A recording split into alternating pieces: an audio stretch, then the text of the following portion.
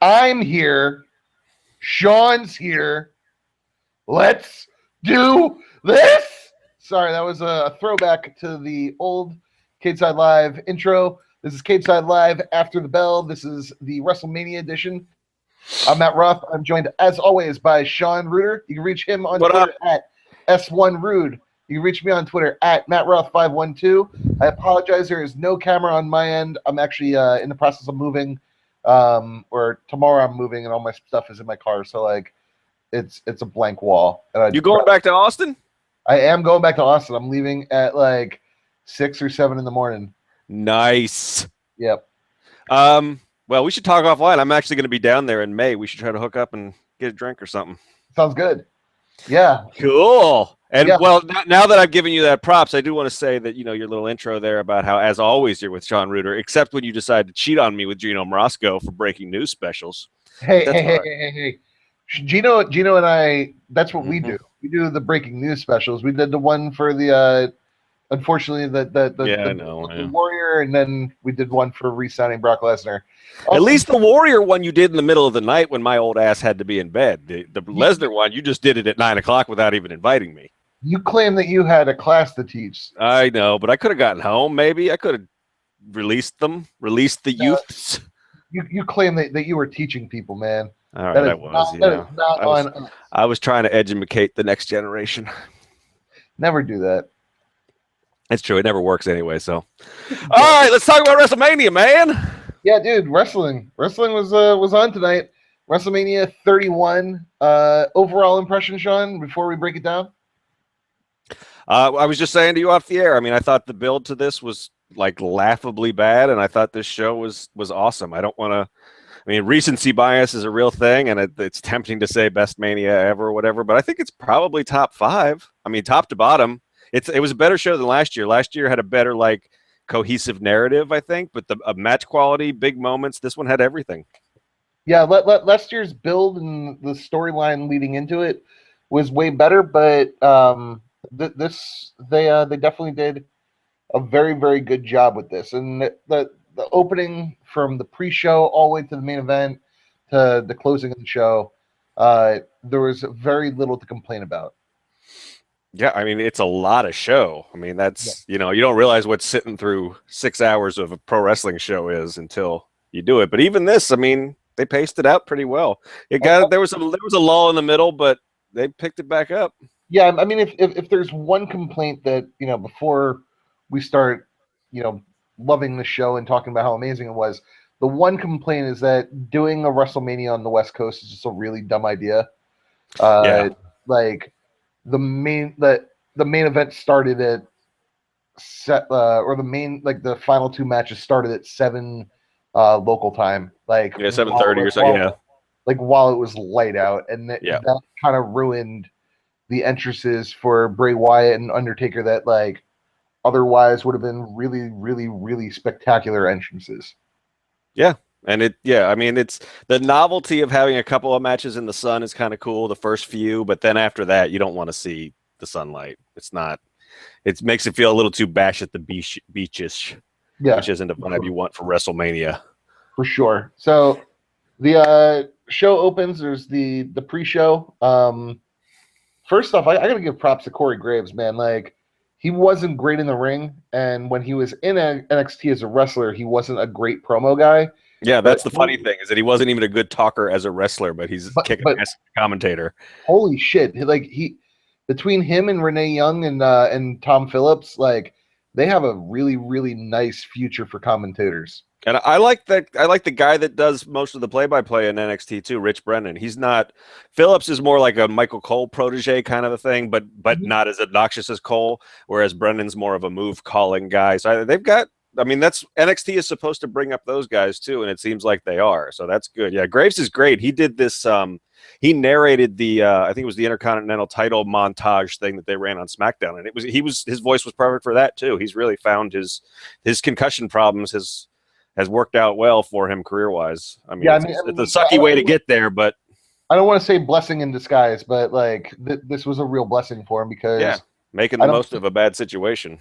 And I don't think that he gets onto the main roster as a wrestler, and so this perfect. Like he's incredible in this. So like between Renee Young, Corey Graves, Tom Phillips, and Rich Brennan, like they have a really really nice commentary team going for like the next like 30 years if they really want it.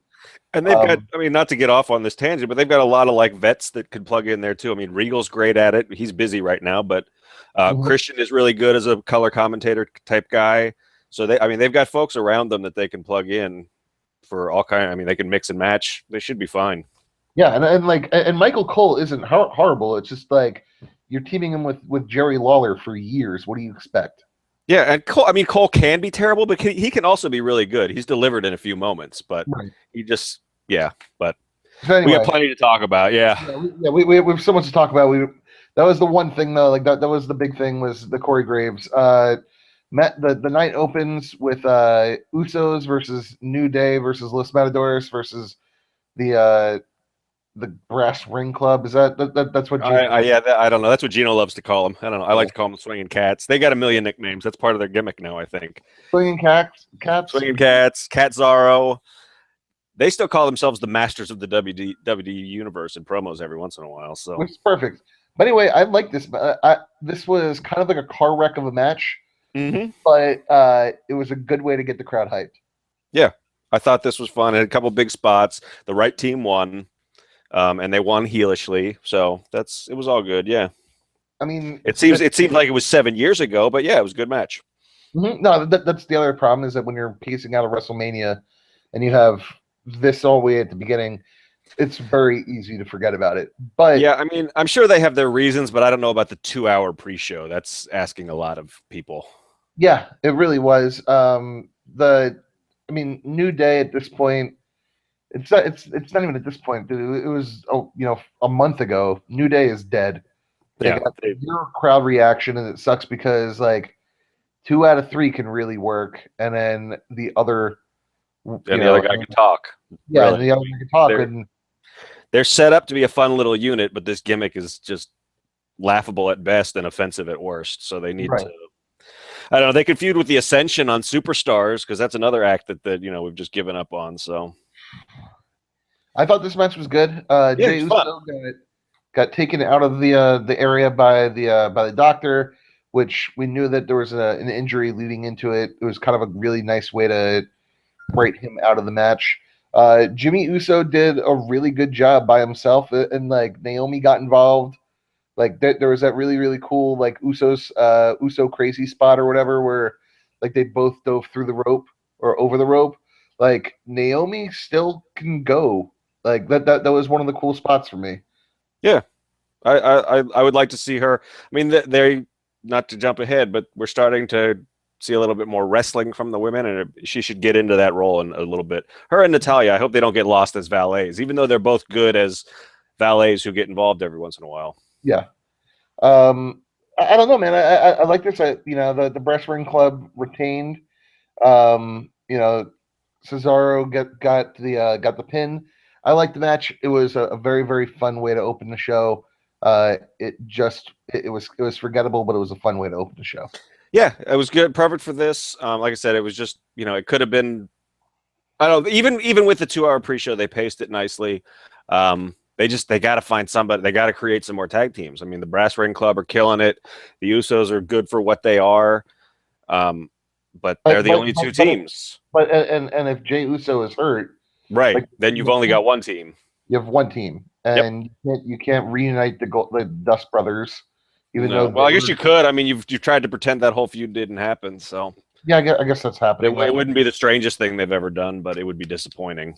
I guess you can bring up Sin Cara. You can bring up Kalisto, and those guys have been working main event and some of the house shows, so and they're around. Like there's some options, but I mean, they tried. They gave it a little bit of an effort to try to make the New Day and the Matadors seem like anything credible coming into this, and nobody's buying it. You can't. They gotta put some real effort into the tag division, or otherwise it's just gonna stay like this with 1 or 2 teams that are over that feud forever.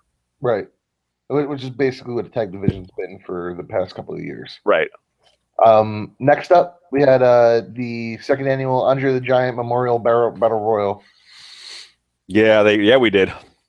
Axel I'm gonna rip this shirt off. I wish this was an WrestleMania shirt. It's just one of my many Cesaro shirts.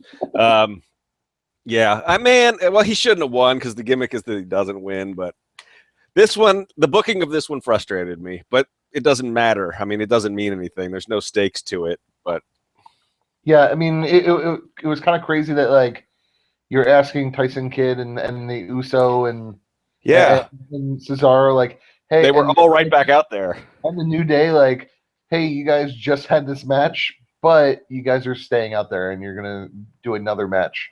I mean, the only way that would have made sense really is if Cesaro had been like a real force in it, because he is the defending champ for this, but they didn't. I wasn't crazy about how they booked that. I didn't. I mean, I wish they would have. It seems like it was what I was worried they were going to do with the NXT tournament winner. I mean, I don't think Tommy got a chance to really show anything, and he didn't do anything. Like he slapped Big Show a couple of times, yeah, and then got slammed out of the ring. Like that was stupid. They had the opportunity to give Damien Sandow, Mizdow, whatever you want to call him, the rub, which it would be a year in the making after shitting on him last year and for this entire past year. And now you're like, the crowd wants it. The crowd is hot for him. And then Big Show wins.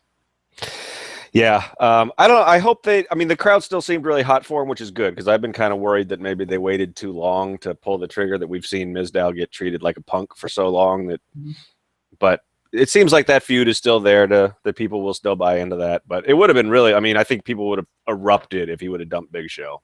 Oh, yeah. And I don't know. Like I said, there's no stakes to the match. You get to stand next to the trophy that will probably get broken in the next month. Yep. So it doesn't really matter, but it would have been that would have been a good way to really send him out, onto the next, onto a singles career again. But I got whatever. I mean, the big surprise for me was that Sheamus wasn't involved. I know, that's true. You know what? I enjoyed this show so much that I forgot all about him. That's true.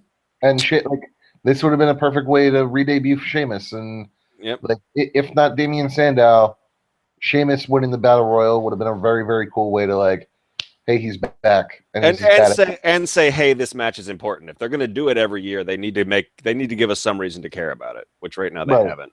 I mean, last year Big Show was the second to last guy. This year he was the winner. So it's the Big Show Invitational at this point. Yep.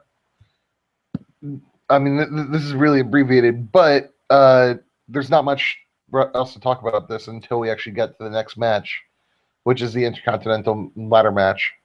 And this was a car wreck, man. And this is this at times is very uncomfortable to watch. I agree, especially with all and I don't know, maybe this was their intent, but they leaked or sent Brian out to talk a lot about how he was nervous about his neck and how he got a stinger in a match with Luke Harper, and then they went out there, and I was afraid for him and everybody else in the match for like the whole runtime of the match. So yeah, I mean, Dave Walsh, he wrote something for the site.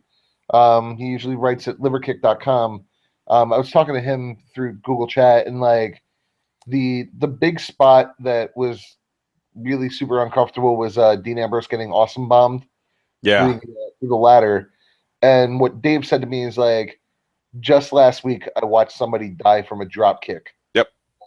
It just seems very, very, very irresponsible to do that and the suplex off the ladder. I know that it's not the same, that was a freak, like a freak accident that happened in Mexico, but like it's a week before. Like there should have been a little bit more protecting of the talent. Yeah, I mean, I see both sides of it, because I think, the guys would tell you that they want to go out there and do this stuff, and this is their spotlight and all that stuff. But it is, I mean, I don't know. I'd be curious to see if like the casual fan who doesn't know about Perro Aguayo, or only heard something about it, if it bothers them that much. I don't know. But for me, I had that same reaction. I don't know if it's irresponsible necessarily, but it was definitely personally uncomfortable for me to watch. It took me out of the match a little bit, because ladder matches always do that to me. Even when they were first starting, I can't imagine how painful even the safest spot on that ladder is, because I've like banged my finger in a ladder and I want to die. Mm-hmm. So I can't imagine like getting dropped from the sky onto a ladder on my back. That has to hurt for like weeks. Yeah. I mean, dude, it's the worst, and it's the same thing with the Elimination Chamber. Like Elimination Chamber is an awful, like an awful, awful, Yeah. awful kind of match, and those guys do that, and then they go to work the next day. Mm-hmm. But fuck, man, like there was a couple of spots in this match where it looked like people were legitimately hurt. Yeah. Wade Barrett's suplex off the ladder, the way that he landed so high up on his shoulders, and then like did that backwards roll or whatever onto his stomach, like Yeah. that looked bad. And again, Dean Ambrose getting powerbombed through the ladder, like he didn't like come back into that match. No, Ambrose is the one that I would like to get a report on. I would like them to come out and say he is all right, because that's the one that was like, holy shit. I don't know. Another thing, and I don't mean to dog anybody. But it's on Twitter. I mean, it's been a thing for a long time on Twitter and on Cageside, and I'm not shaming anybody. I'm just, again, this is just stuff I'm uncomfortable with. But there's like this, the thing where we'll say he's dead because of a big spot. That's been bothering me this week too. So just put that out there. So I'm not just going to blame WWE. I'm going to blame the fans too. I'm uncomfortable with all the death talk. Yeah, I mean, especially because the actual real death is very. Because unfortunately, I had to watch that video to write some articles about it, and I still am bothered by it. So I mean, if you watch the video, you watched a man die wrestling for your entertainment. So that sucks. And a match continuing afterwards. Yeah. Like, the show must go on stuff, which Yeah. I don't. Yeah, it seems a little irresponsible in this day and age. But yeah, I mean the WWE won't even acknowledge it happened. So yeah, they literally won't acknowledge it. This match overall, I thought it was very good. It was a great way to open up the pay-per-view. It's the very, very cool thing about it is that with Daniel Bryan winning, it seems like they're finally going to start elevating the secondary titles. Like there's no excuse not to. At this point, like you have one of your most over talents winning your number 2 title. That should actually like start mattering, I guess, again. I hope so, but not to jump ahead, but they just put the WWE title on a fucking workhorse who's going to be on every show everywhere. So right, it's interesting. I mean, they certainly they helped by having Bryan win this match and somebody else win a match in the middle of the show. They helped draw attention away from the fact of how it ended, which was very smart of them. But they got all 3 of their belts on 3 guys that tour and work a lot now. So we'll see if they still stick with the elevation plan, or maybe the belts get shuffled off of the guys that have them now. We'll see. Should be interesting though. Speaking of Seth Rollins, next match was against Randy Orton.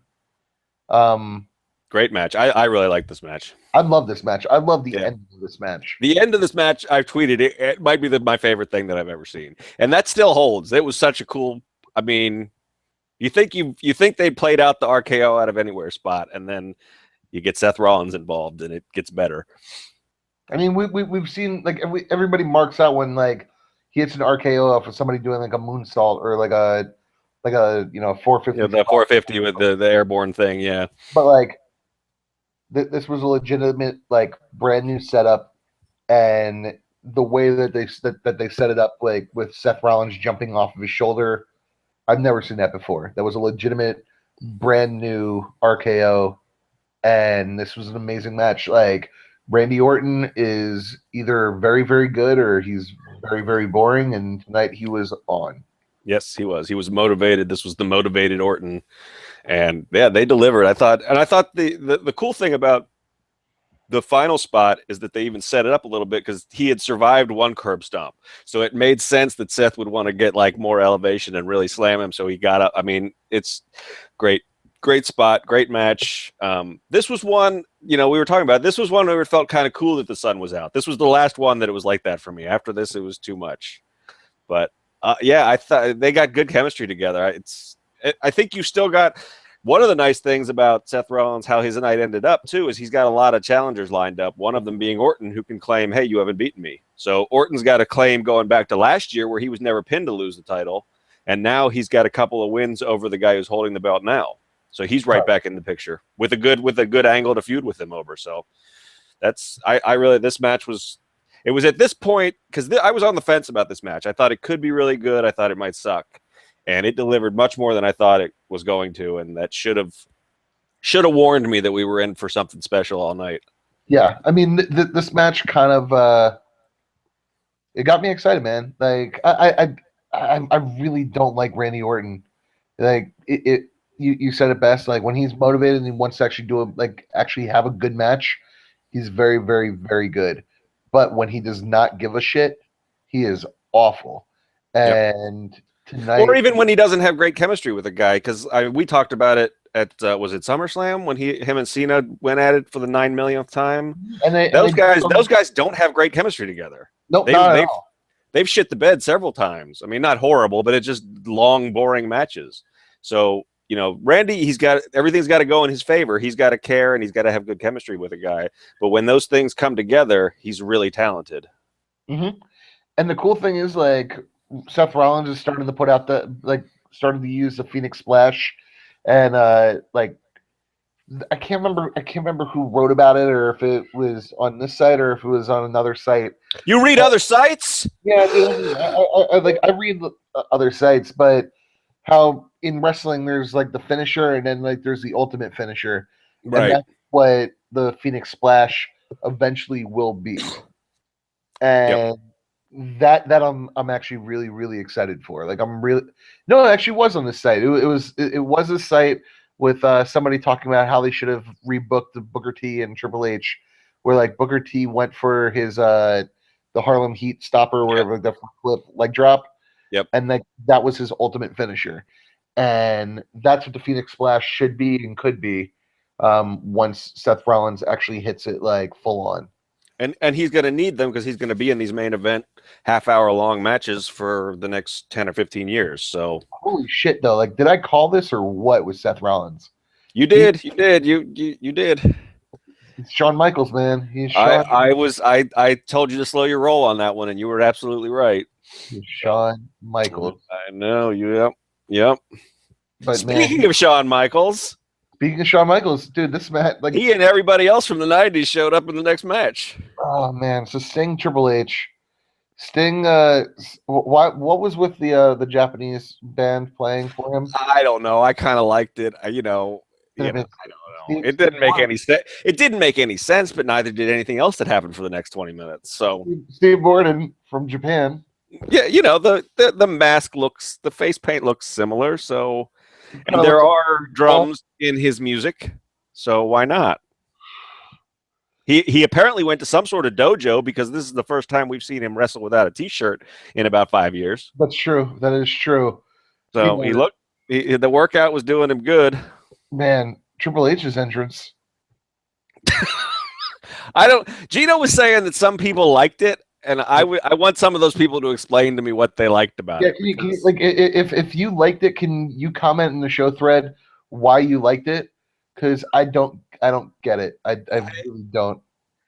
It's one thing that this whole weekend has been about for WWE, and God bless them, they're doing great work. They're getting covered on ESPN. It's almost they're trying to make it cool to be a wrestling fan, which I will be very happy when that happens again for a couple of years. But the marketing tie-ins, man, Jesus, this one was like, really? I mean, that movie's not going to be any good. The last two Terminator movies haven't been any good. It was just ludicrous. Triple H has a cool entrance too. This to me ruined it. It's never had a cyborg element. So never. No, he's always a barbarian, not a fucking cyborg.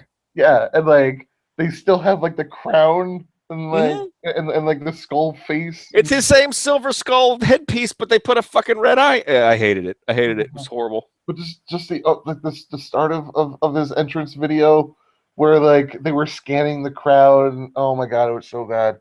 It was so stupid. It was legitimately so stupid. And this is another one, not to harp on it, but maybe if it was dark, maybe it's not as dumb. Maybe it's not. Yeah.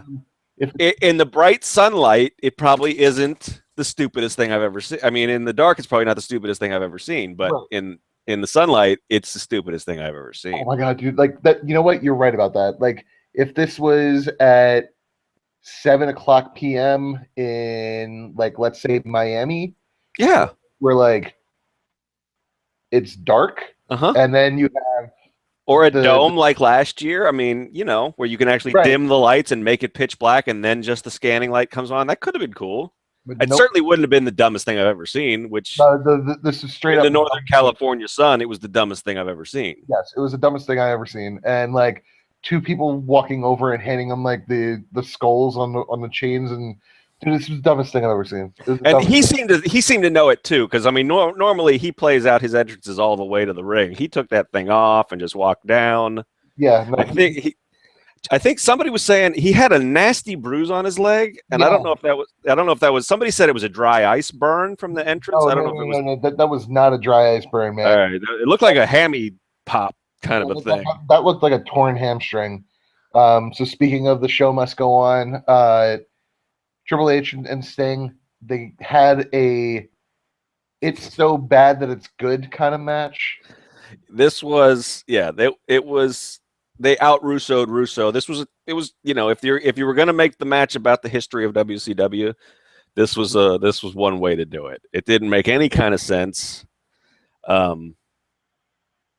I mean, just last night we saw Triple H hugging Kevin Nash, but today he decided that because he put on a T-shirt that he used to wear in 2000, that he was going to back up Sting, a guy he did nothing but feud with, for most of their time at WCW together.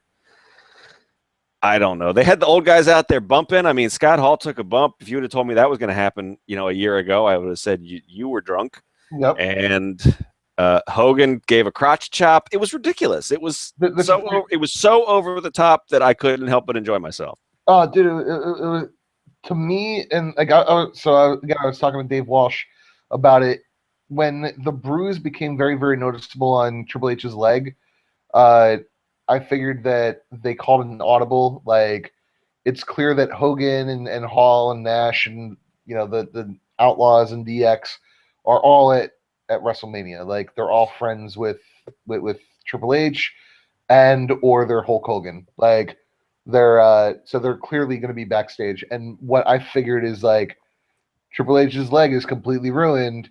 Hey, you guys are here. Can you throw on some shirts and just go out there and try and salvage this match? Because like the match didn't make sense. Like there's no way that like the NWO is helping Sting. Like, it's not even Wolfpack Sting. Like, it's not even NWO Wolfpack. It's just like the NWO, the original NWO, is helping Sting, the guy that was fighting to stop them. It was just stupid. Like, it was so dumb. It was so dumb, and it's just like that was their way of saving this match. I think they had this planned out before he got hurt, though. I mean, they just knew that this was not going to be. I think what Sting was able to do, he did in like the first 30 seconds. He hit that drop kick. There was the cool. I like the spot where he no-sold the knee, the headbutt to the knee, and he just, he did pretty well. But they knew they couldn't get more than 5 minutes out of it, so they had to overbook it to the gills. And they didn't care if it made any kind of storyline sense. I mean, the one I marked for HBK because I like heel HBK better than babyface HBK. So his little smirk and shrug after he hit the super kick, I thought that was pretty awesome. It was, I don't know. The thing that bothered me the most about it was the handshake at the end. Oh, it's so dumb. That doesn't make any sense. That you just told me that all that build that you built up was bullshit. Because Sting was supposed to be fighting against evil Triple H, and nothing that Triple H did here made me think he wasn't evil anymore. So why is Sting just shaking his hand and walking off? It was fun. Like I said, I grinned through the whole thing, but it wasn't a great wrestling match, and it doesn't hold up to any kind of scrutiny. I mean, I bet the crowd had a blast. They had a hard time recovering from this. They were so busy giggling. Yeah, no, but like they were giggling. They weren't like, "Oh my god, holy shit, holy shit." It was like, "Oh man, this is so dumb." Like this became very stupid of a match the second that Sting had a Japanese like drum band. Like, that's when you can just when you should have just written enough and been like, "This is gonna be really fucking stupid." And then Triple H came out as a Terminator, really fucking stupid. And actually, somebody in the show thread says, Reverend Kane says he was Robot Conan. robot Conan. Perfect. That's what Triple H was. It was really fucking stupid. And then DX comes out and they're old as fuck. And then the NWO comes out and fucking Kevin Nash blows out his hamstring too because he's Kevin Nash and he always blows out his hamstring. And then fucking Hulk Hogan, you can see him walking in the background holding his back because he's old as fuck. Like, this was really fucking stupid. This is a really fucking stupid match, but this is pro wrestling. Like, You see, even hearing you describe it though, it's not the kind of stupid that I'm mad about. It's the kind of stupid that I'm giggling about. I'll probably never watch it again, but oh no, you can't watch this again. Like, this is the kind of match where like you can't tell your friends that have never watched pro wrestling. Like, oh yeah, no. You have to have 20 years of history to understand why this was so funny. You might, yeah. It's you can't be like, hey, you know what? Like, I'm watching WrestleMania. You guys should come over and watch it. Like, it's a really big deal because if you said that and then that was the one of the first matches that your friends have ever seen, they go, Sean, we're no longer friends. yeah. Like, Well, hopefully not that bad, but yeah, no, you're right. I mean, I people in the thread here, they're, it was Sting in the WWE. It was awesome. You and I were never on the like Sting's in the WWE yes bandwagon. So nope. you're looking for the other guy from the site. He's the Sting mark, but I thought it was fun. The other thing that I will say in its favor is there was nothing else on the card like this. So this is another reason why I think it was a great show overall, because it did have a little something for everything, which WWE often tries to do and doesn't quite deliver. But this was, if you want goofy 90s fun, here you go. You got it. Now we're going to get back to some other stuff. So it wasn't it's not my favorite match on the card. I enjoyed it. I don't want to think about it a lot. I mean, if you want to do the Max Landis thing and explain why the NWO is made up with Sting now because it's been 20 years or whatever, that's fine. I'm not interested. It was what it was. I liked it. Time to move on. Yep. But Triple H won. The Monday Night War is officially over, guys. That's it. And Sting is cool with it. So it ended on a Sunday. And Sting's okay with it. He got screwed over. He lost his only WWE match, and he's going to shake Triple H's hand. So, but then he gets to go into the WWE Hall of Fame, having competed once. Yeah. People are pointing out in the thread that I guess they're showing Mania highlights on SportsCenter. I think WWE has struck some kind of deal with ESPN. They're getting the NXT special as a 30 for 30. Simmons was on. They did the Brock Lesnar. They broke the Lesnar news. It's great. Don't get me wrong, but I think they've got deals with TMZ and ESPN now. I think under the table. That's my. Well, good for them, man. Good for them. Yeah, it's smart. It's smart. I mean, this is sports. It is sports. And it was Ronda Rousey, and everybody loves Ronda Rousey. So. And fuck, man, you were on ESPN. You're a celebrity now. That's right. My name. Man, you're big time. ESPN.com. I wasn't actually on the television. Man, you could start big time in Gino at this point. I know. I'm gonna go Hollywood Sean on everybody. I need some entrance music for my solo video cast now. Anyway, next little segment, man. We got Maria Menounos interviewing Daniel Bryan. And then before he says anything, he's congratulated by Pat Patterson, Piper, Steamboat, Flair, and Bret Hart. That was a cool, like, again, kind of going back to what we said before, like, it elevates that title again. Mm-hmm. Like, this is a title that we've been conditioned to not care about for, what, 12 years? Yep. At least, I think. I don't know. It's been a long time. Like maybe more than 12 years, and finally, like, you can start caring about it again because Daniel Bryan is getting the rub from all these greats, and it's Daniel Bryan that everybody loves anyway. Exactly. Who doesn't love Daniel Bryan? I love Daniel Bryan. Yep. And then Ron Simmons shows up and says, "Damn." Was Piper Intercontinental Champ? He was Intercontinental Champ for like 40 days. He beat Bret Hart for it in You're right. Yeah. A nothing match, but that was his one title that he's ever held in his career. I knew he never won the WWE belt, but so that was cool. I don't understand why. I think it's funny that Ricky Steamboat walks around backstage dressed up with like the bandana with the Japanese writing on it on his head. Oh yeah. And Ricky's the Dragon's strength was never talking, so he probably shouldn't be cast to do a Macho Man impersonation. That was a little bit awkward, but I marked out when Ric Flair chopped Rick Steamboat. I like to think that in the world, like whenever they see each other, Flair just has to lay one in on him. I think that makes me happy. So, but you saw Steamboat's face. Is like, what the fuck, man? well, that's Flair's probably he's probably drunk, and if not, he's just Flair. So he just does that. He just walks up to strangers on the street and says "woo" and then slaps them. Just chops them. Yep. And then does the Ric Flair strut afterwards. Yeah. If he probably just if he sees Ricky Steamboat on the street, he probably does a Flair flop. Just for sure. Force of habit. He just falls flat on his face. So we go from like really, really like great moments leading up to it, and then we have the low point of the WrestleMania card, which is Skylar Grey, Kid Ink, and Travis Barker performing. And this made me think that they ran out of ideas, and they just didn't have anybody like music wise that they could have called up. Like all their friends just were like, no, we're not interested at this point. I like it's played out now, but I like this song better than most past WrestleMania songs. Dude, at least this wasn't Flo Rida and Machine Gun Kelly. When they had Florida doing his song, that was awesome. Yeah, well, I just like Machine Gun. I never got that before until you just said it. I never understood his name. I always say like, why is it Flo Rida? But then now I see if you put it together and you say it fast, it's like the name of the state. Yeah, no, it's Florida. His name's Florida, and he's got it. Florida. I never knew that before. I am enlightened.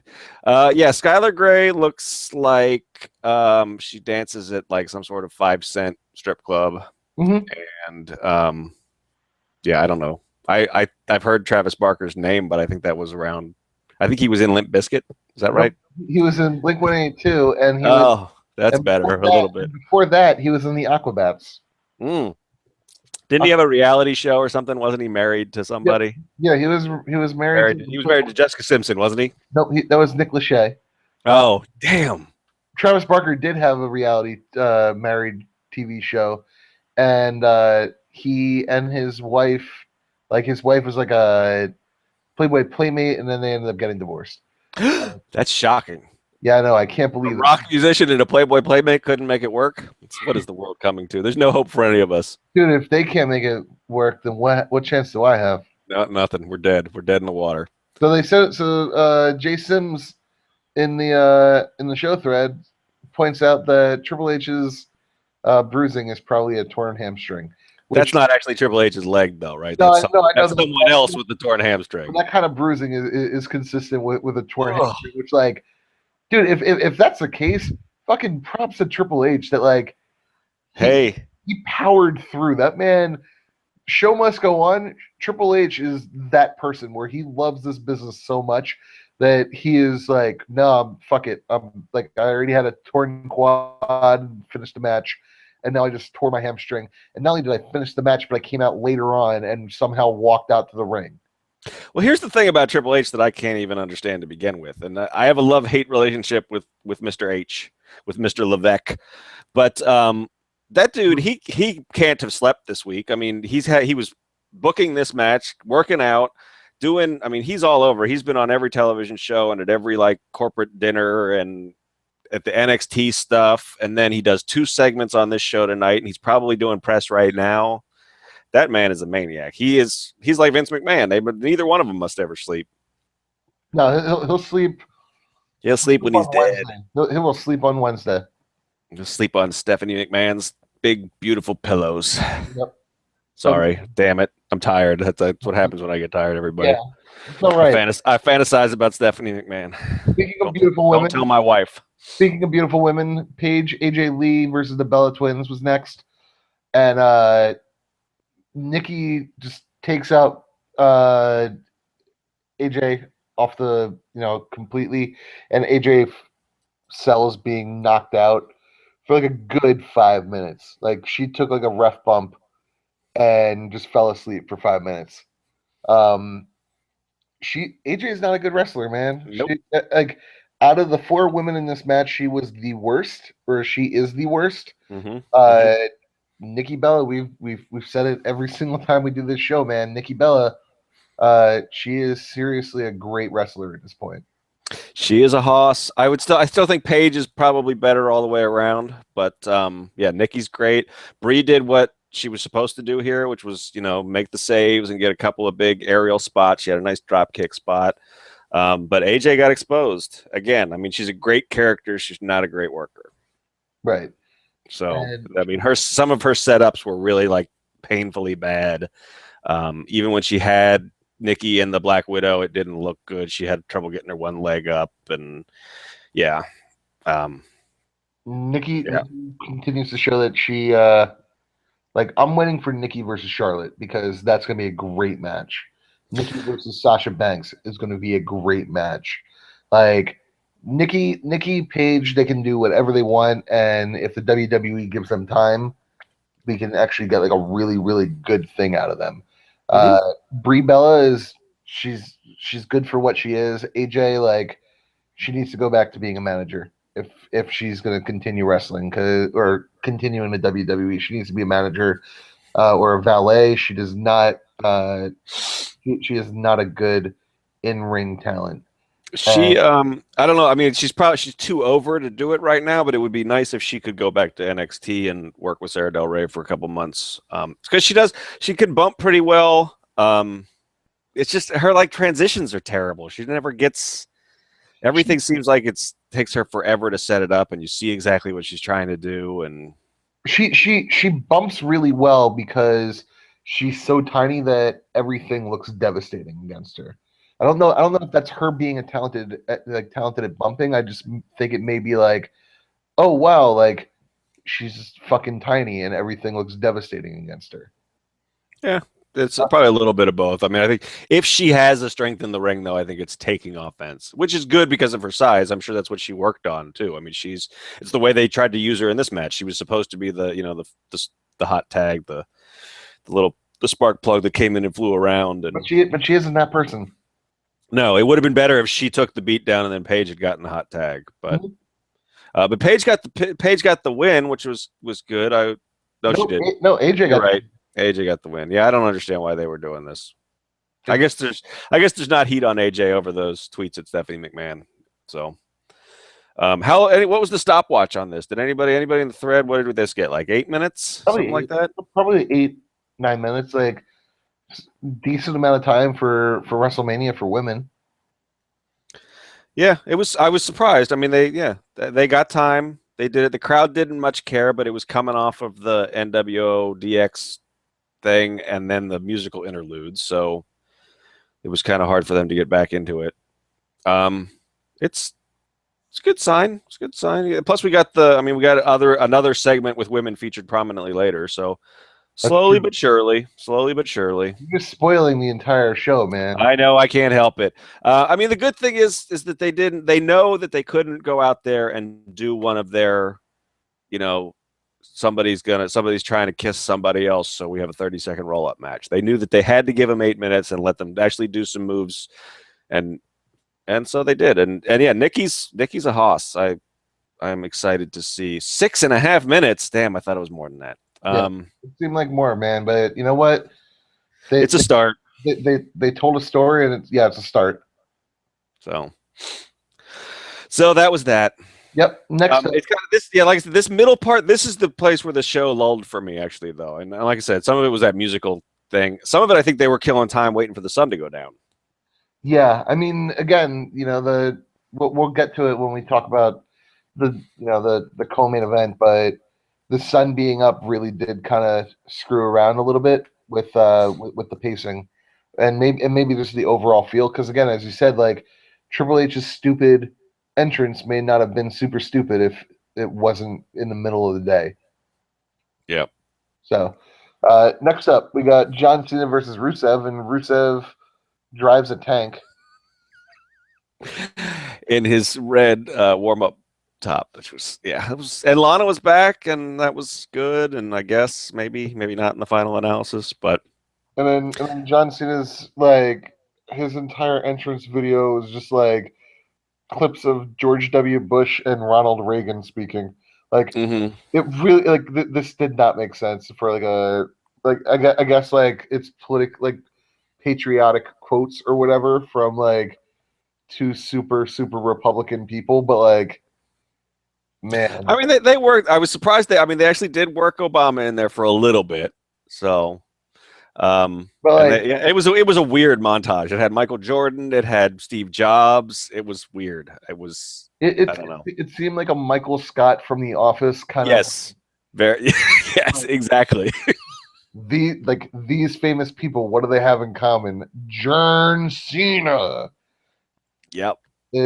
Like And it wasn't even. I mean, that had to be weird in the stadium too, because it wasn't. I mean, these other entrances, Rusev's was ridiculous, but I liked it. I mean, it was full on Rocky IV. He drove a tank in, for God's sake. They fired off cannons.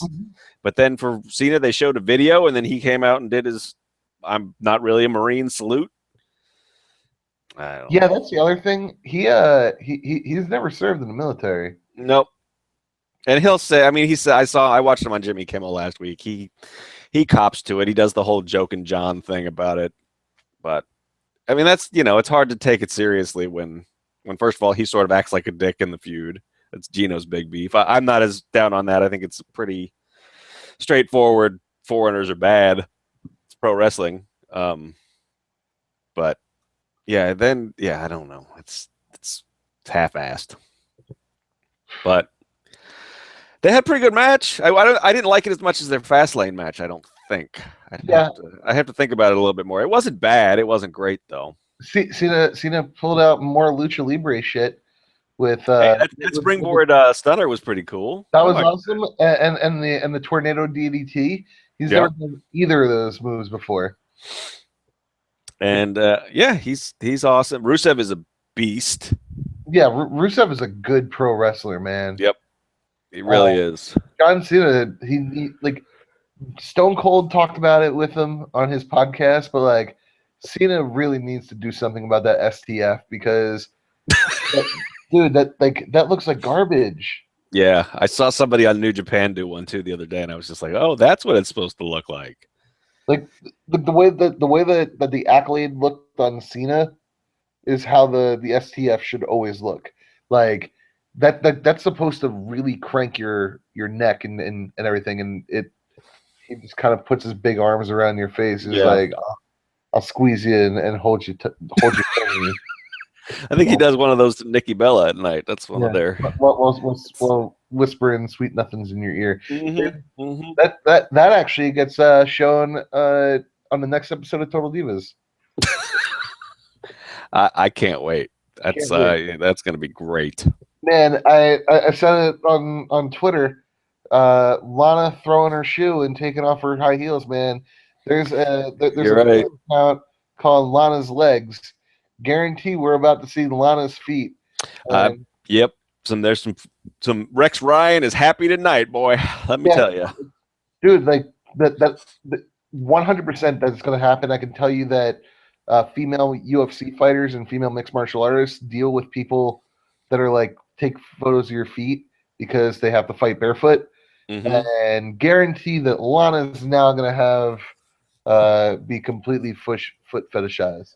Well, you can see pictures of pretty much everything else on Lana's body on the internet, so why not her feet? That's true. That is true. I didn't understand the shoe throwing. It didn't. I thought maybe it was going to play into the match later at some point, but it did. Well, she had to take off her shoes so she could take that bump at the end, where she is laughing. She's not crying, and after the match, she's laughing. That was if she was just filming a movie and she was trying to act hurt. She is a bad actress. Yeah, well, some people have said that she's a bad promo before too. So she's. I don't know about. I guess they're going to split the two of them up, which that's not what I would like for Rusev next. Is a feud against Lana and whoever she recruits to protect her. I don't know. I hope that she starts speaking in English, like without an accent, and then she teams with John Cena. That could be. That very well could be. Yep. And then that could be. And then that'll be a whole Total Divas plotline too, where Nikki gets jealous about it. Oh, I was excited for this match, and now I'm not anymore. I don't know. It wasn't. It was good, but it wasn't great. And I just wanted. I thought Cena was going to win. I was resigned to that, but I was kind of hoping that it wouldn't be this Rusev Lana breakup thing. I don't know. Maybe they're going to tease that out for another. I don't know. Rusev should be able to do anything. I want to see him fight Lesnar really, really, really, really, really, really badly. And I'm proud of John Cena, man. I'm proud of John Cena because he's been struggling to get over on the mid card for years now. And that is true. He's finally broken through. And he's gotten his chance to be U.S. champion. Never give up. That is the hustle and loyalty and respect that he talks about, and that he teaches children that if you never give up, you too one day can go from WWE champion in the main event to U.S. champion mid card. I'm proud of him. You're right. I don't know what I was thinking. Good for him.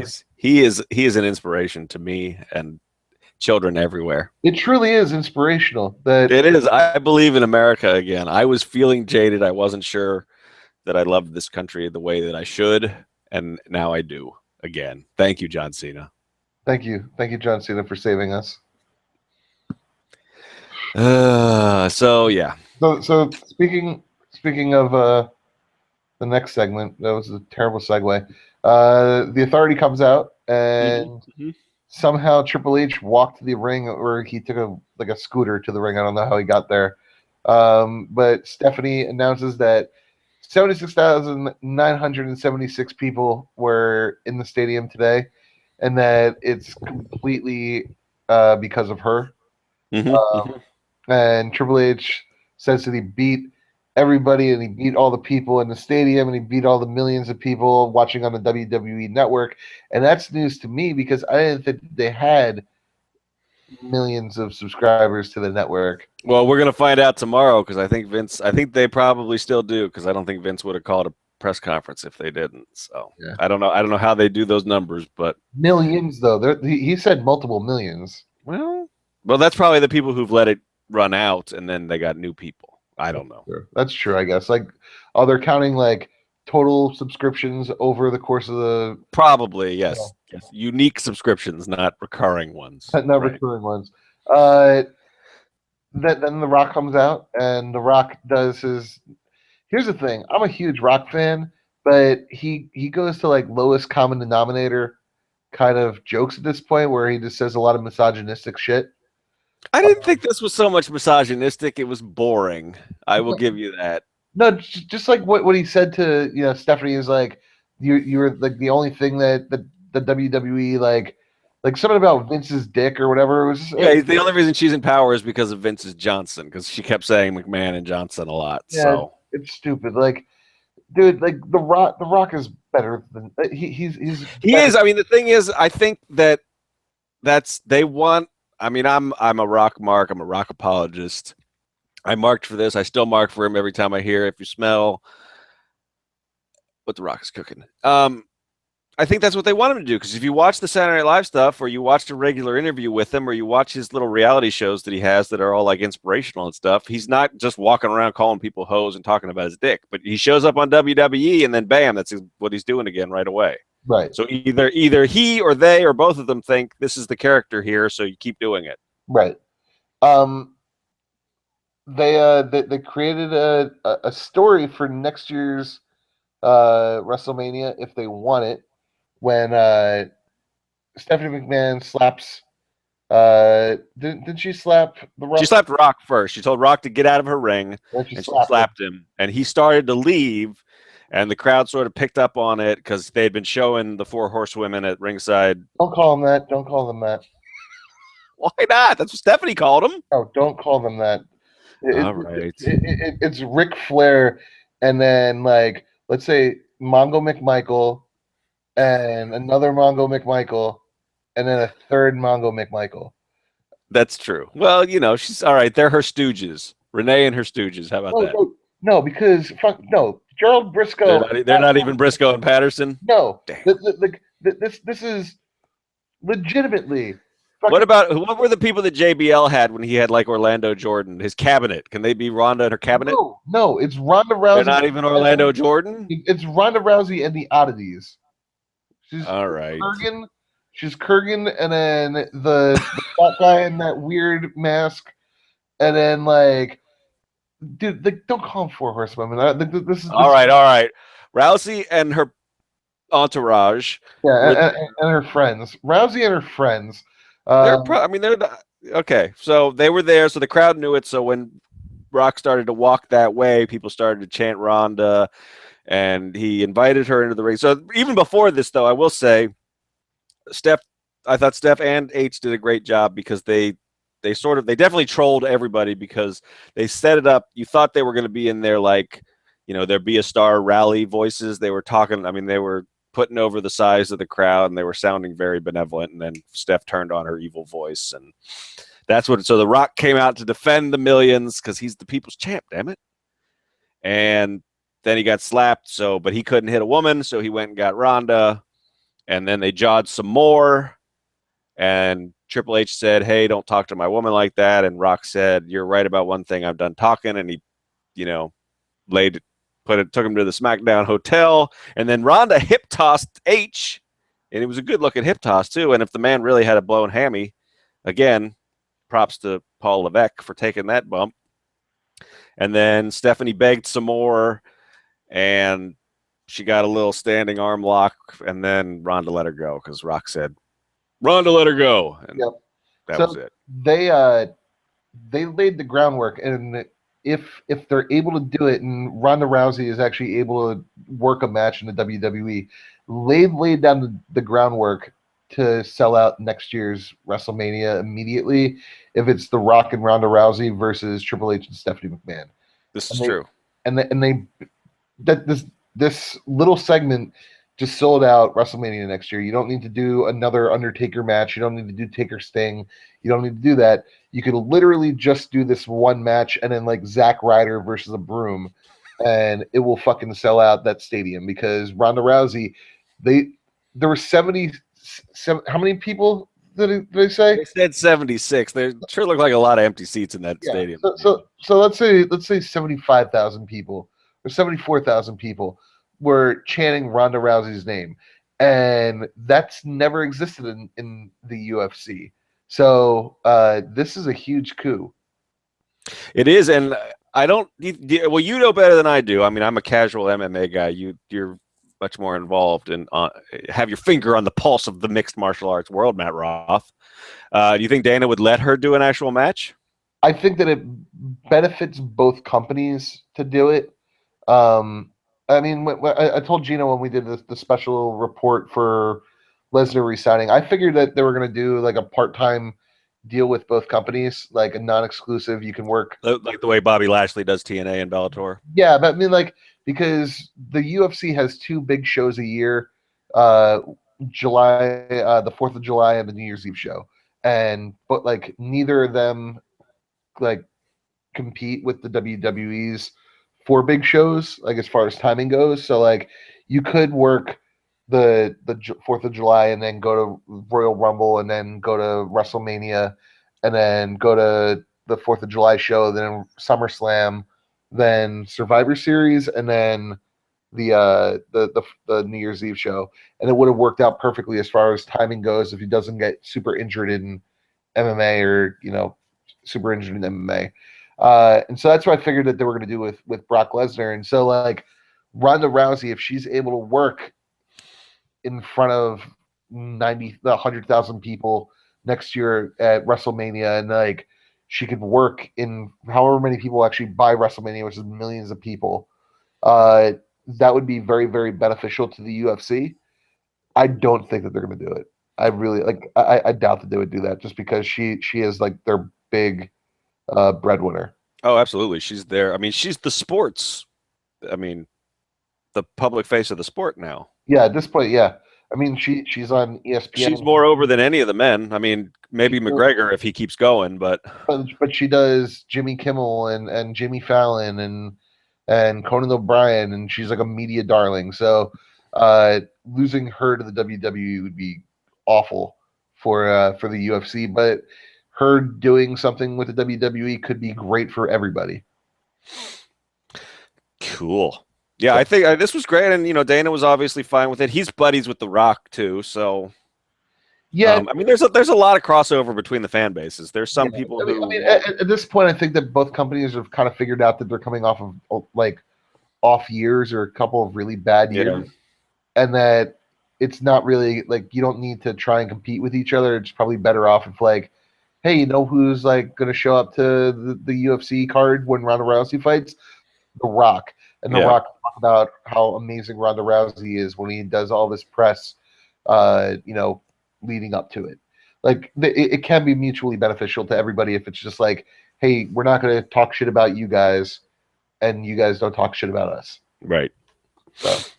And so I will say, even as super Dwayne Johnson mark that I am, I'm not really looking forward to seeing him wrestle again. And they definitely seem to be setting it. They've got a couple different irons in the fire, like you said. They could do this as a mixed tag, or they started setting up Triple H versus The Rock last fall when he showed up on SmackDown. They're talking up Brock Rock, which I guess that could be back on the table now since, spoiler alert, Brock doesn't have the belt right now. So Brock might be getting ready to go back into where he was before he got the title, his weird little side universe where his feuds don't affect other things. So they're definitely, I mean, as far as wanting to sell out WrestleMania 32, if they don't have Ronda Rousey on the card, they're lining up to where they could have Dwayne Johnson on the card.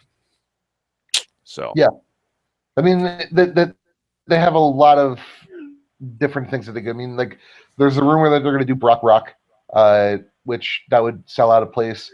But I really like the idea of a mixed tag match because The Rock can't go that much anymore. right. Like he can't work a 40-minute match at this point. Triple H still can. But We'll see. I mean, I don't know if he blew his fucking hammy out 5 minutes into this match tonight. Yeah, but it can't be easy as he gets older and he works less. I mean, that's true. He can work out all he wants. I mean, that's the problem that they said. I mean, because The Rock is obviously in fucking shape, but he's not in wrestling shape because he's not out there bumping regularly. I mean, right. I don't know. I think the mixed tag match would be the way I would go with it because Brock versus Rock, as far as like a selling point, sounds awesome. But right. But in reality, in practice, it wouldn't be much to watch. Yeah, it wouldn't be much because I mean we're about to talk about the main event in a little bit. Brock Lesnar's far and away like light years ahead of The Rock at this point. Yep. Yeah.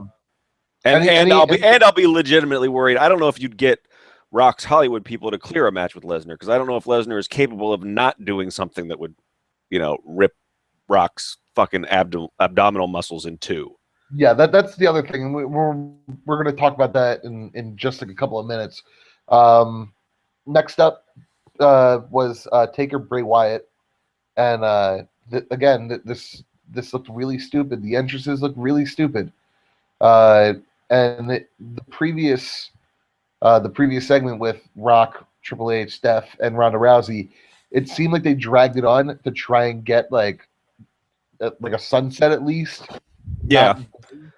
That's all. I didn't realize they got me. I didn't realize Rock was even going to come out. I thought they were just killing time with Trips and Stephanie just to try to get the sun to go down, but they couldn't. Yeah, they were really trying to kill time, and like Bray Wyatt comes out with it with the scarecrows or whatever, and like it looked terrible. Like that looks really stupid. It looked really dumb. And then Undertaker comes out and like again, kind of looks really stupid. I mean, Taker looked younger than he has in the past decade. So he's been hitting up those anti-aging clinics in Texas pretty regularly. He looked in great shape. Man, allegedly hitting up those anti-aging clinics. Yeah, allegedly. I'm not making any accusations. Allegedly doing that. He looks younger. But man, it was a very, very good match that was very, very stupid with the outcome. We talked about this. I talked about it with Gino. I've talked about it with you. They have killed Bray Wyatt at this point. You might as well send him back down to NXT and then re-debut him as Husky Harris. He is a dead character. You cannot rebuild him. And if you think that you can like make him this like violent person again, you are sadly mistaken. That is 2 years in a row that they have killed this character that had a lot of momentum. The first year he had a lot of momentum. This year he has a little bit of momentum, and they killed it dead. Bray Wyatt, that character, it's gone. There's no resuscitating it at this point. And I guess hell of a way to go out, losing the Undertaker with a great match, but holy fuck, man, like that character's gone. I don't know. I mean, I don't feel like it's any more gone for me now, because for me, the thing that killed it was the Cena story. It was especially losing when the family lost the 3-on-1 to Cena. So I don't know that he's any worse off now than he was before this. I mean, I know they tried to rebuild him. He won the Ambrose feud. He beat Bryan again, didn't he? I don't know. Anyway, I don't know. I don't know that it's, for me, it's been sort of a lot of sound and fury signifying nothing for a while now, and I don't know that this makes it that much worse. I like the match. I like Taker's entrance. I didn't think it was hurt too much because they really scaled it down. I mean, he looked almost like a hybrid of Biker Taker and Supernatural Taker. He looked good, like you said. I think Wyatt still came across as kind of a badass. I mean, the production team needs to be fired for missing the shot where Wyatt had him in the Sister Abigail and went to do the throat slashing maneuver, because that should have been like a holy shit moment. They screwed that up. The spot where Bray's doing the spider crab walk and Deadman sits up on him and then he's like falls away like one of my cats when they're fighting each other. That spot was awesome. It would have been like the spot of the night if not for the RKO, maybe even. Yeah, I don't know. I liked the match. I'm not surprised by the outcome. I didn't think they were going to have Taker lose 2 in a row. So this is another one of the ones where I probably wouldn't have booked it if I wanted to. But I don't know. I think they could resuscitate Bray pretty quickly if they put him in like a title feud. I mean, he's never held a belt in the WWE. So, but if now he goes into a feud with Daniel Bryan with this resuscitated Intercontinental Championship and he ends up winning it, he's going to look weird carrying a title because the character doesn't match up with that. They don't know what to do with the character, so they book him in these feuds that he loses in. I don't know. I hear what you're saying. I'm not quite as down on it as you are, but I don't understand where they're going with it. Yeah, I guess that's really it. Like the Undertaker. I mean, if the rumors are true and we're going to get Taker Sting next year, double retirement match, fine. But and they clearly don't want to be 21-2, which still a respectable record. I just think that at this point, this did nothing to advance Bray Wyatt's career, and at a certain point, you have to look at it and go, who's going to be here for the next 10 years? Bray Wyatt or the Undertaker? And you need to go, oh, wait, Bray Wyatt's the guy that's going to be here for the next 10 years. So we should probably start trying to give him like legacy building matches and legacy building wins that you can go like Bray Wyatt, the guy that retired the Undertaker, or Bray Wyatt, the guy that beat John Cena, not Bray Wyatt who beat John Cena because little creepy kids started singing. Like that's stupid. Like that's really dumb booking. And that's I mean, I guess this was a very, very good match that going forward they really fucked up. Yeah, I guess. I'm trying not to be. Yeah, I don't know. I think I don't have any confidence that they know what to do with Bray, like I said. So I think it's possible to fix it, but I doubt that they will. But I mean, maybe I don't know. I mean, because I can't see. I don't know. I really kind of get the feeling that maybe this is the only time we're going to see Sting in WWE. I don't know that we're going to get Sting Taker next year. So maybe it's Wyatt Taker 2 and Bray goes over there.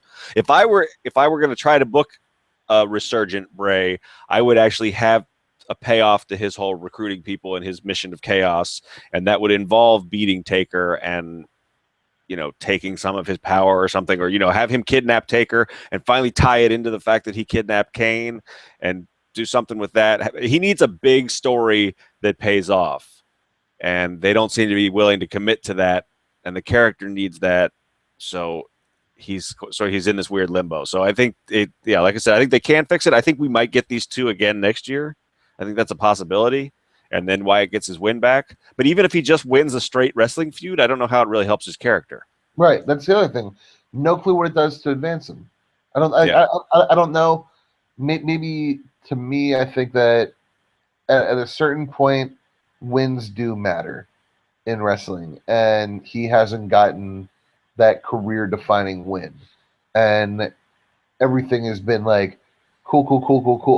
Like we're building him up to be this monster heel, and then John Cena kills him, and then oh wait, we're rebuilding him up to be like the new face of evil of the WWE, and then the Undertaker beats him. I just like you can't keep doing that and condition the fans to be like to not believe in this guy or believe that he's a monster person. Because like at a certain point you're conditioning me to say like he doesn't matter, all this build does not matter, I don't care anymore, and that's what they're dangerously close to that point. Yeah, I'm with you. I mean, I have been that way with his promos. Even though he delivered some great promos in the build up to this match, I was still like, okay, I don't know what that means. So they need, like I said, they need to commit to something, and they probably won't. So he's going to remain a mid-carder that a lot of people like a lot, but who never really goes anywhere. Yep, 100%. And you know what? I'm going to say something that's probably very, very unpopular. He is a very, very charismatic speaker, but his promos are stupid. They don't say anything for the most part, and they become very, very forgettable. And that all works against him as well. Like it's hard to be like he said he got me, like he got me with that when he says so much weird shit where it's like what? He's more interested to me in his real life interview. Like he was on Sam Roberts' show this week, and I think he did something with I don't know. I watched another one, and he's really fascinating in that role because he talks like legitimately says things, but he still keeps his character going, and he's still sort of creepy. But I don't know how. I mean, even me, the great Sean Rueter, doesn't know how you turn that into a wrestling character necessarily. So he's in this weird spot where they don't want to go full on 90s supernatural gimmick, so they don't have any idea what to do with him. And it sucks. But the thing is, the way that they brought him in, you did not need to do a supernatural gimmick. You didn't. No, you just had to have him recruit people. Yeah, just creep. And they went with this. But as soon as they did that Hell in a Cell finish where he ruined the end of Ambrose Rollins, which Ambrose still hasn't recovered from, by the way. Nope, he's gone. And that, not to jump to the next match, but he is definitely the forgotten child of the Shield at this point. Uh-huh. Yeah, I mean they embraced the supernatural. They disbanded the cult and went with the supernatural thing. Rowan is gone. We don't even know. They tried to give him a mini push. He's nowhere to be seen. Luke Harper is adrift in like, I'm generally a good worker, but now people say I hurt Daniel Bryan, so maybe I'm getting heat for that. I don't know. But those guys have no direction as solo characters. Yeah, I don't. It's almost a conspiracy-minded person might say that, that they were sabotaged because someone named Vincent Kennedy McMahon didn't get the gimmick or didn't think he built it. So they have done everything wrong with the character at every step of the way, pretty much, though. They never should have booked this match because even if he wins it, this is what I've always maintained, even if he wins it, he just beat an old man who hasn't been around for a year. So even a win here didn't help him that much.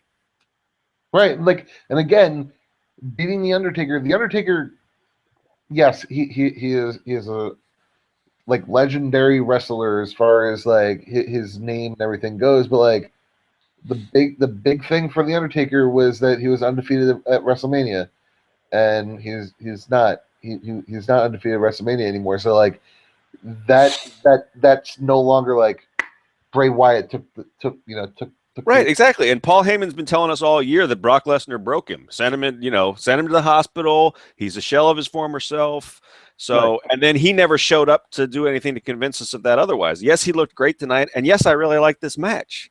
But in the long run, that's all I have from this is this match that I liked, because I'm probably not going to see Taker for another 12 months, if ever again. And Bray is right back where he was. Yeah.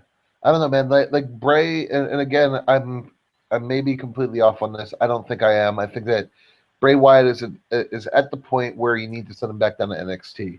You need to give him the Tyson Kidd treatment. and hope that you get Tyson Kidd out of it. You know, like I don't see him. Well, see, the sad thing is, I don't think Bray needs any help, though. I mean, Tyson needed to go down there and like figure out his character and work on his promos. No. Bray's fine. He just needs to. It's like somebody just said in the thread: if you reunited the Wyatt family tomorrow, it would do them all good. It would. That would be just do that, and then have them start recruiting some people, and get it to where it's like a team of 5, and then somebody's got to stand up to him, and then boom, you've got something viable again. But he's not working towards anything, so it's not interesting. I mean, Brigade brings up that you need to have Wyatt recruit people with some clout, like Cesaro, Ziggler, Ryback. Like, but like Ryback would make sense. I mean, I'm not a fan of the guy, but I mean, he seems like somebody you could sway into a cult. I don't know. I mean, he needs to accomplish something, and if that's not going to be wins and feuds, and it's not going to be championships, then you have no point in being on a wrestling show. Yes, like you said, wins and losses aren't everything, but after a while they are. But they matter, and like when you get all of one or the other, then they matter. Right, and here's it's not even going to be the final word because we're going to keep talking about it. But like when Bray Wyatt goes from being basically Deliverance to being like, I just want to watch the world burn, and it doesn't matter if I win or lose, I just want to like cause chaos, to like Sister Abigail as a fucking hologram, a ghost, to I'm the new face of fear, and then you lose to Brock to the Undertaker. That there's no consistency with the character. Right. So, that's why I think they don't get it, or they're like throwing darts at a storyboard. We have a guy that can go in the ring.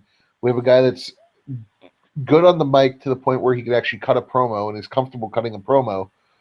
But we have no idea what he is, and so like we're just gonna keep trying until it totally fizzles out and there's nothing left that we can do. And like you know what, like you bring the Wyatt family back and you could do it probably. And here's the other part of the problem, though, I think, is that for a lot of people, he is still over. There are people who still mark out just every time he says something, even if it doesn't make any sense. He's obviously moving merchandise because he gets a new shirt every month or so. Uh-huh. So I don't know if they have any motivation to do anything else with him. Yeah, I mean, they don't. And you know what? Maybe that's what he is. Maybe he's Roddy Piper, and that's not a shot at Piper. Piper, he was very, very good on the mic. He was very, very charismatic. Piper didn't have a huge wins loss kind of like amazing wins. He was just a guy that was always in that top tier because he could speak. And yeah, maybe that's what Bray Wyatt is. Maybe Bray Wyatt, he isn't going to be the replacement for the Undertaker. They think that they pretty much guaranteed that tonight. But you know what, like. The difference for me is, and part of it maybe just because I was younger, but Piper could make me I wanted to see guys kick his ass. Right. And they seem okay with the fact that most of the crowd cheers Bray, and so they don't have him do anything really like evil. And I mean, he didn't, even in the Ambrose feud, I mean, he's not out there like, cracking coconuts over people's heads and stuff that makes you want to see him get his ass kicked. So I don't know. I don't know what exactly the problem is, but I mean, like Reverend Kane said in the thread, if he starts winning, that has a way of curing a lot of things, but it has to be consistent. And I still think he needs a stated goal that he accomplishes. And I think that if they wanted the character to be bigger than wins and losses, then he needs to accomplish those goals. He needs to, even if it's cheesy, he needs to get his cult back. He needs to steal the urn and get magic power. I don't know, whatever. He's got to say he's going to do something and then do it. He keeps saying he's going to do something and then not doing it. So why do I care the next time he says he's going to do something different? I don't know. I don't know. Yeah. You're completely right. And the thing is, like, we went from really, really enjoying this match to looking at the problems that came out of this match, which sucks. Yep. This was the co-main. It was a very, very good way to go into the main event, which was Brock Lesnar versus Roman Reigns. Roman Reigns comes out first to just people booing the fuck out of him. And and somebody like tried to get in his face. He might need to stop coming through the crowd. Some guy like got in his face, and Roman actually had to shove him out of the way. Yeah, I mean, like that's Good for him, but that's part of why seems needlessly dangerous. that's why Edge and Christian had to stop coming through the crowd, because like it got a little bit too grabby at a certain point, and so like it may be that point with Roman Reigns where the crowd clearly doesn't like him, and you still want to book him as a babyface, and coming through the crowd is probably not the safest thing for him. It's not going to be like old school, like 1970s and like the AWA where you may get stabbed or like, Oh, right. but like it's possible he gets punched in the face. Yeah. Yeah. Or has to punch somebody in the face. And then you've got the whole thing like when Punk elbowed that guy in your hands where you have to pay him off so you don't get sued. And Right. Brock Lesnar, man, he is the best pro wrestler of all time. he is, I don't know. I don't know about that necessarily, but man, do I love to watch him fight. Greatest of all time greatest of all time. Uh, Brock Lesnar, he got bloody in this match, man, and he did it hard He way. gets bloody like at the drop of a hat, man. But he does it hard way. Like He needs to take some vitamins to toughen up your skin or something. man, the first he gets punched in the face, cut opens on his on his cheek, and then he just beats the fuck out of Reigns, and then like just suplexes, uh, and Duplex City, bitch. yep, suplex city, bitch. Uh, he gets just I don't know, man. I thought that was really really good. When he takes off his gloves and he just starts smacking Roman Reigns in the face, like that wasn't like playing like pro wrestling slaps. That was open hand punching you in the face. I mean, Brock Lesnar doesn't have like a half speed or like a quarter speed. It is a fight, and he's hitting you with like basically bear paws in the face, and this was a stiff match. This was like probably a really good learning experience for Roman Reigns, but holy fuck, man. Well, if you want Brock to go half speed on you, you shouldn't bloody him up in your opening little when you tried to jump him. Because I mean, it was great. The opening was kind of awkward. It looked like a real fight. It did not look like a staged lockup. I mean, Roman came at him and Brock grabbed him and got him in the clinch around the waist. And I mean, and when they finally broke, Brock's bleeding, and that right there set the tone that holy shit, these guys are going to kick the shit out of each other, which is awesome. And then they went pretty much to the SummerSlam well again of just nobody can stand up to this guy. This guy's an unstoppable killing machine, and it was glorious. And they were playing with all. I mean, the announcers were selling Lesnar as unstoppable so much that I was almost sure he was going to lose. They were like overdoing it. So, but that was good. That created some misdirection. A lot of people were pointing out on Twitter that they were having Roman smile at stuff like he knew something Brock didn't, which they've been teasing this where Heyman's alliances thing. So that put some doubt in your mind there. They layered this thing and played it perfectly without like overbooking it the way that they do some other things. They just had a lot of stuff at play. It was really I mean, it was just fun. On just like a visceral level, just watching these guys beat the hell out of each other. But it was also really interesting because there was a bunch of different ways that things could go, and you weren't sure what exactly was going to happen.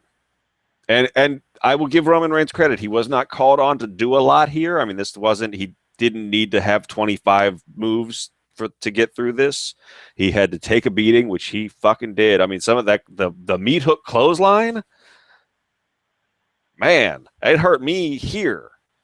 Yeah.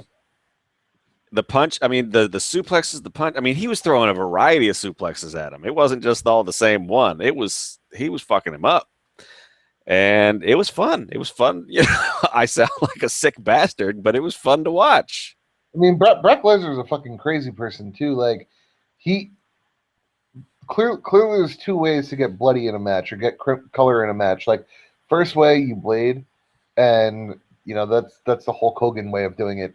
Or what you could do is you could be Brock Lesnar and you could run fucking head first into a pole, and you can cut open your fucking face and maybe be pretending to be out on your feet. The thing is, I'm not even sure he was pretending at that point. Like, he legitimately ran face first into a pole. He's just crazy enough to just sort of knock himself unconscious. Yeah, like that was the best acting of I'm concussed I've ever seen in my life. And I've seen people get really concussed, and that looked pretty close to the same way that it really looks.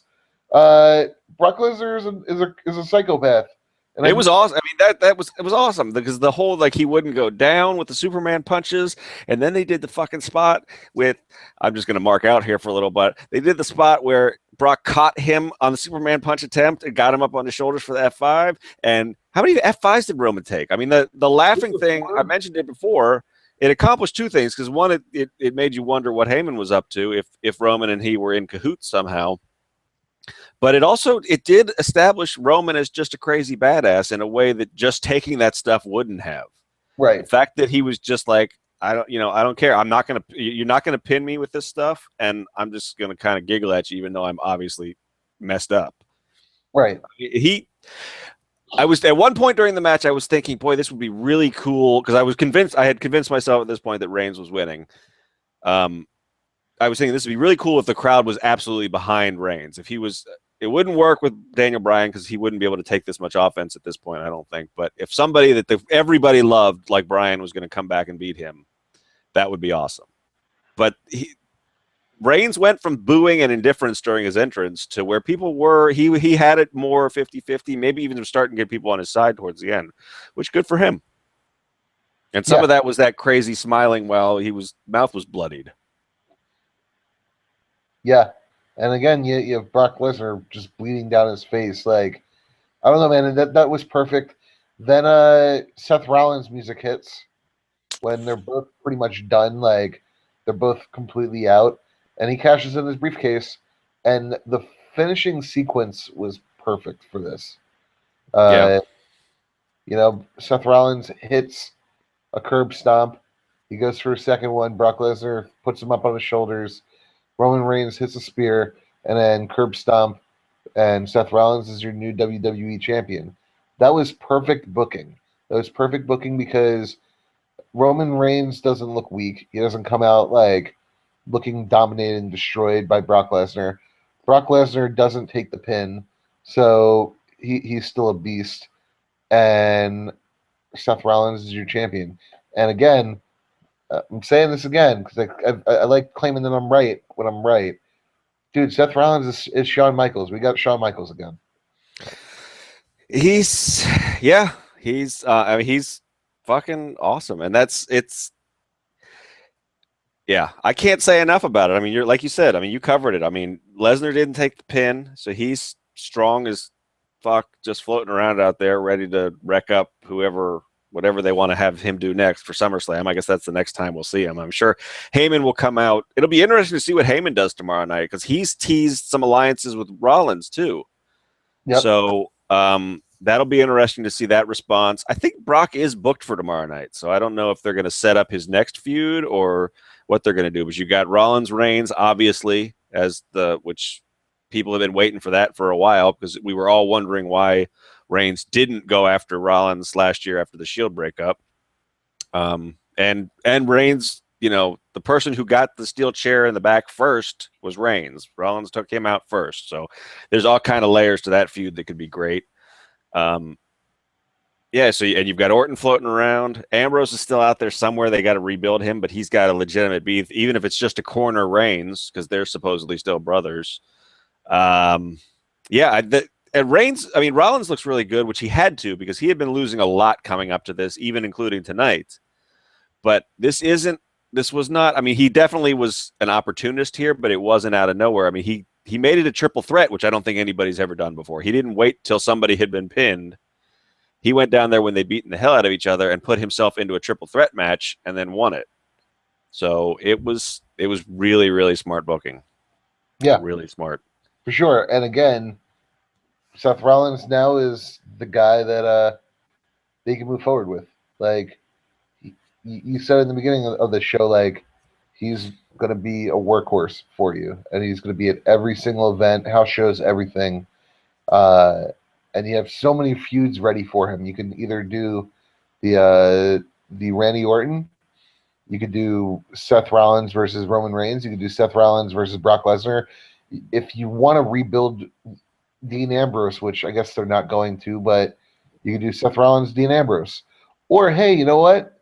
How about Seth Rollins versus Daniel Bryan, since Daniel Bryan never lost his title? You have so many things ready and waiting for Seth Rollins that, like, the title is actually really, really interesting right now.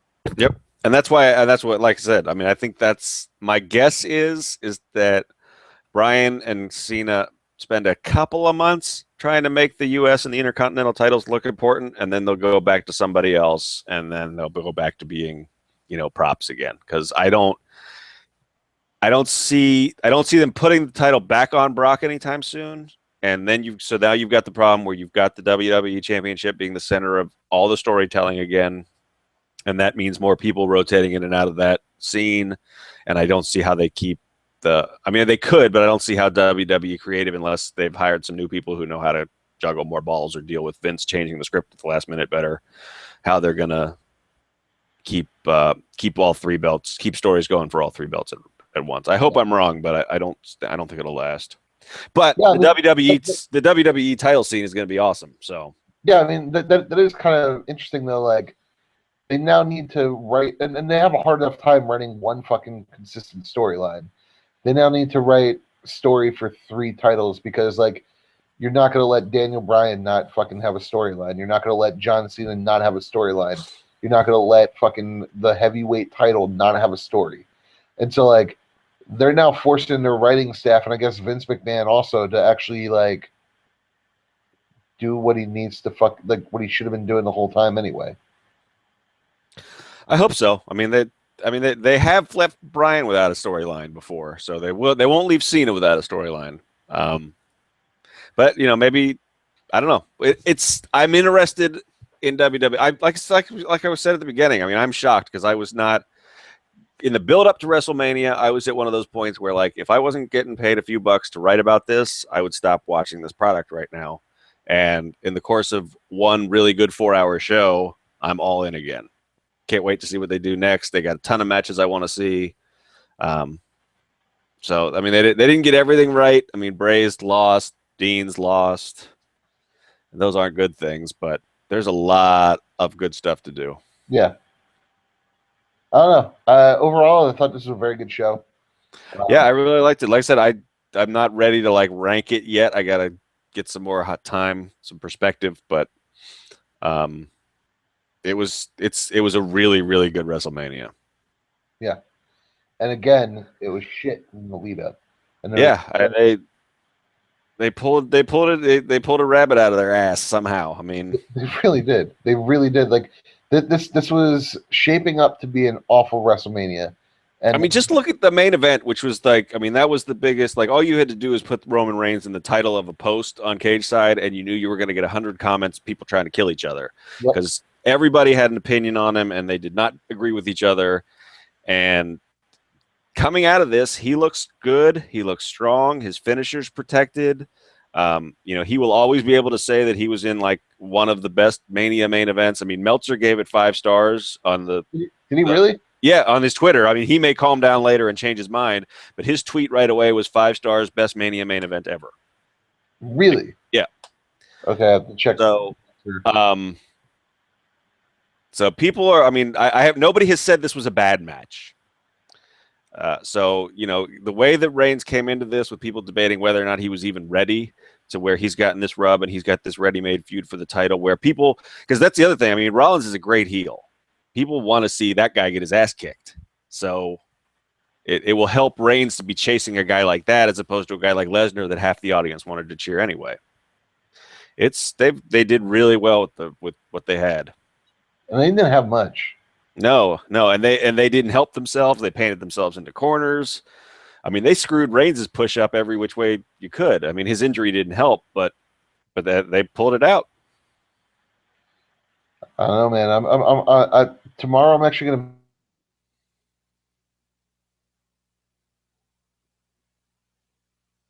I'm gonna be driving. I'm gonna be ending up in Lexington, Kentucky tomorrow. So there you go. Cagesiders, this is an open invitation. If you live in Lexington, Kentucky, come out to West Six Brewing Company and we'll have a beer. So there you go. Can't beat that, Kentucky. It's you won't have, you can just, you got a couple days before your basketball team plays again. So Yeah. unless you're a Louisville fan, and then sorry. But yeah, my bracket's busted too, so don't worry about it. You know what? Like, Kentucky could have lost yesterday, man. They could. That was a really good game. Yeah, against Notre Dame. That was super close. Super close. Kentucky should have lost. So they did. They got lucky. So we got to stop that though before somebody starts complaining about how we shouldn't be talking about real sports. Yeah, I know. Anyway, dude, it's super late. I have to leave early in the morning. I gotta write a couple things for the site before I even go to bed, and I gotta be at work in the morning. So good talking to you, brother. So you'll be in Tejas next time I talk to you. Yes, and I'm actually gonna we'll hang out in Texas. Yeah, absolutely. I'll send you we'll chat about it. I'll tell you the dates I'm gonna be down there and everything. I'm going down for my brother-in-law's graduation from UT. Oh, nice. So cool. Yep. Sounds good. Anyway, good night, everybody. All right, man. Good show, everybody. Deal with it. Bye.